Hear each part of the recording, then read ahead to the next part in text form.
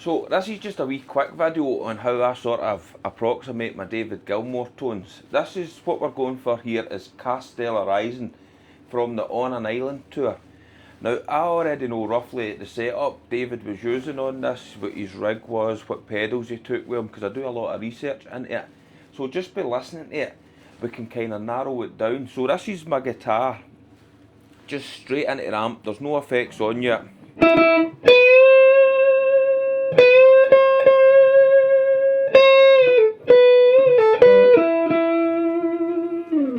So we'll have a wee listen.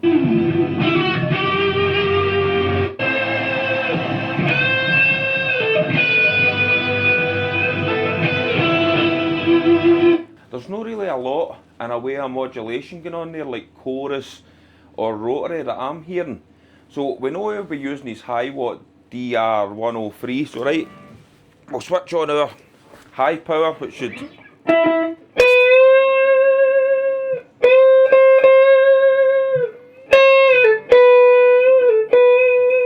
and a bit of compressor.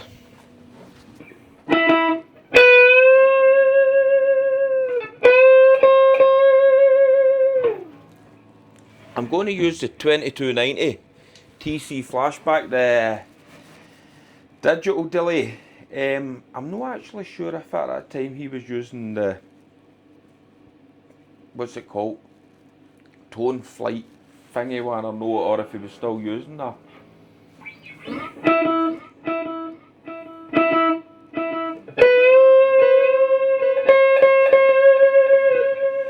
And because he doesn't use a lot of reverb, I've also got my carbon copy, the analog delay, and this is on a shorter kind of slapback, just to layer up the delays. See,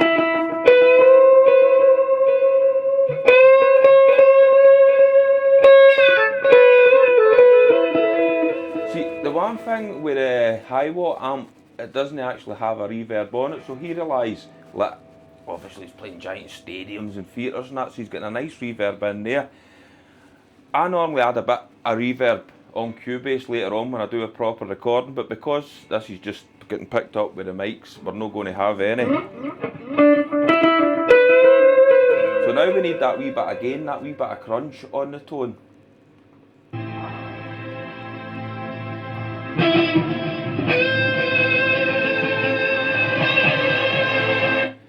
So he's got his tube driver, his Butler tube driver with him. Let's try our TDX.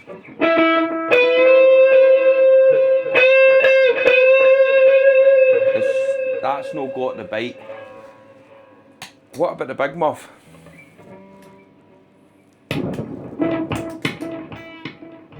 What about it? What's going on there?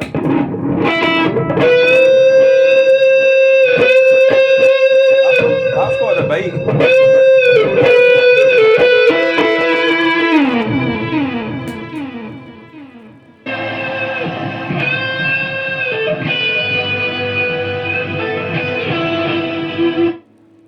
But I know he's got a Pete Cornish G2 there as well.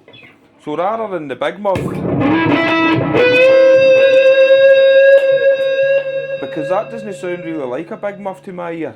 Maybe it's...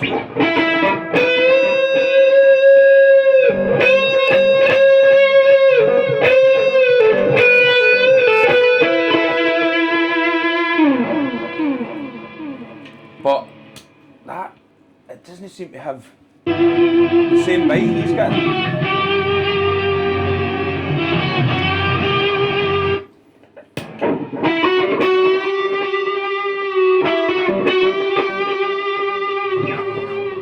What if we also boost the G3 with the tube driver?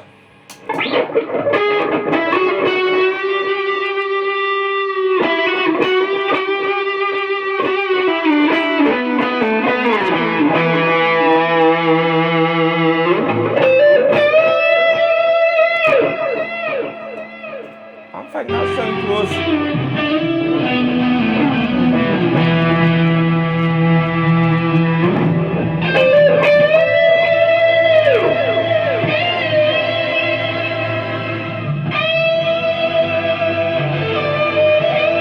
What do you think of that? Let's give it a wee bash.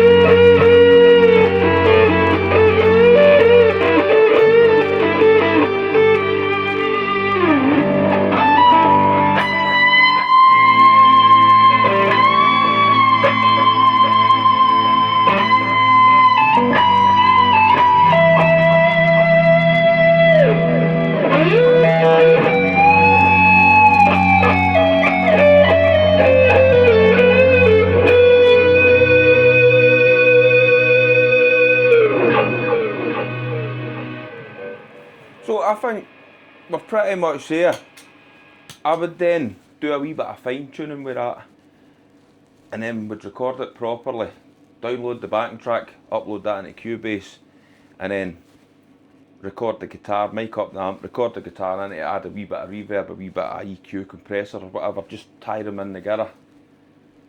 And hopefully we'd be pretty close to what we heard at Gdansk there. But that's just what I do for Autotones. I'll sit and listen to them, and it gets harder. The closer you get, the tiniest wee things just become further and further out of reach. And again, this is how we've ended up with all these pedals. Now we've got a proper tube amp. Right now, to get even closer with that, I'd be looking at swapping this guitar for one with the similar pickups. Sometimes you just got to go with the sound. I mean, between me and you, if I recorded that with this tone without comparing them, you're going to be like, that tone's pretty spot on. It's not until you listen to them side by side, you're like, And also, I wasn't in a big stadium playing it, I'm in my wee bedroom. So, don't worry too much. Don't obsess. Let me obsess. You just enjoy your playing.